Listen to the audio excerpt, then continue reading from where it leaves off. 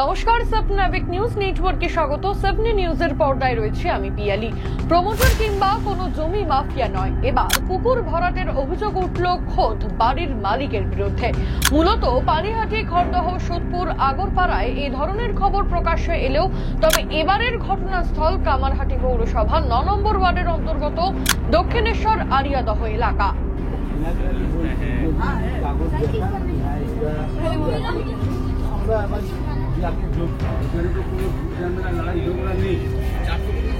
মালিকের নামটা বলতে পারবেন? নাম তো আমি তো পুরো নাম জানি না, বলবেন আমরা কাগজে যদি কোনো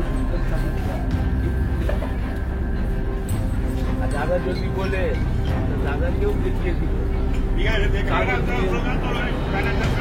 কাগজ দেখে তিনি যা বিচার করবেন। এতক্ষণ ধরে যে ছবি দেখলেন, ময়লা আবর্জনা ফেলে ভরাট করা হচ্ছে পুকুর।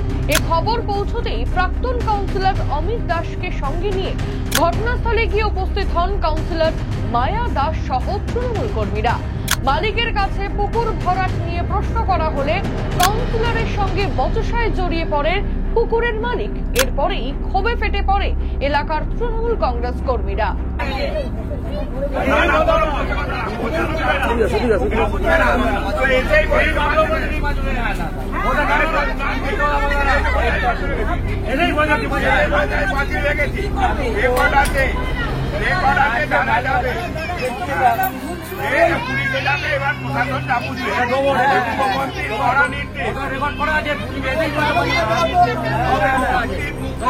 করা নির্দেশ কোনো জলাশয় বোঝানো যাবে না। বেআইনি কাজ আমরা আমার চিন্তা আছে, আমার যদি পাই স্লোগান তোলো।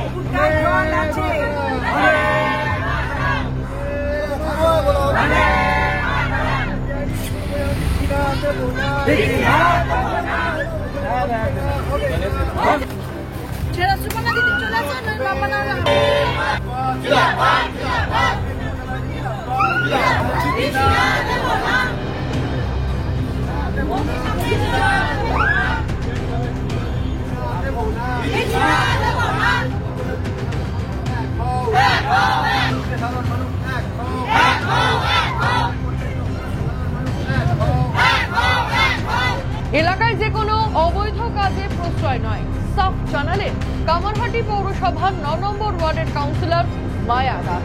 কারণটা হলো আমাদের মুখ্যমন্ত্রীর নির্দেশে আমরা কোনো জলাশয়কে বোঝাতে দেব না। এটা 23 সালেও একবার চেষ্টা হয়েছিল, তখনও আমরা এইভাবেই সকলে মিলে বিক্ষোভ জানিয়েছিলাম। তাতে এই 2 বছর আটকে ছিল, 24 সালে কিছু হয়নি। আবার এই 25 সাল পড়তেই আগামী শুক্রবার দিন এই পাঁচিলটাকে ভাঙা হয়েছে। এই ভদ্রলোক যে দেখলেন এসছিলেন, উনি এসেই বললেন যে বেশ উদ্ধতভাবেই বললেন যে আমি ভেঙেছি, কি করবেন বলে আবার এখন আপনাদের সামনে এসে উনি অস্বীকার করছেন। কিন্তু আমাদের সকলেই এটা রেকর্ড করেছে, আমার সব সহকর্মীরা এটা রেকর্ড করেছে যে পাঁচিলটা উনিই ভেঙেছেন। ওনাদের বক্তব্য যে আগামী দিনে এটার যে আরো বড় বৃহত্তর আন্দোলনে আমরা যাব, যে কারণ আমরা এই কোনো জলাশয় কোনোভাবেই এটাকে আমরা বোঝাতে দেব না। পুকুর ভরাটের তীব্র বিরোধিতা করে কি জানালেন প্রাক্তন কাউন্সিলর অমিত দাস, শুনবো। কি কারণে এই পুকুরটা যাতে না, মুখ্যমন্ত্রীর করা নির্দেশ কোনো জলাশয় বোঝানো যাবে না। এই জলাশয়টা বোঝানোর এটা 23 সালে একবার চেষ্টা হয়েছে, 2023-এ 12ই মার্চ। এই তখন পাঁচিলটা টপকে গিয়ে কিছু লোক দুপুরবেলা তখন পাড়া ওই এলাকার পুকুর পাড়ের লোকেরা চেঁচামেচি করতে চলে গেছে। আমরা 13ই মার্চ বিক্ষোভ জানিয়েছিলাম।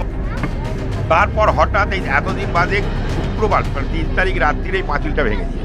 আমরা খবর পেয়ে কালকে দক্ষিণেশ্বর থানার পুলিশ ওসি লোক অফিসার পাঠিয়েছিল, উনি দেখে গেছেন।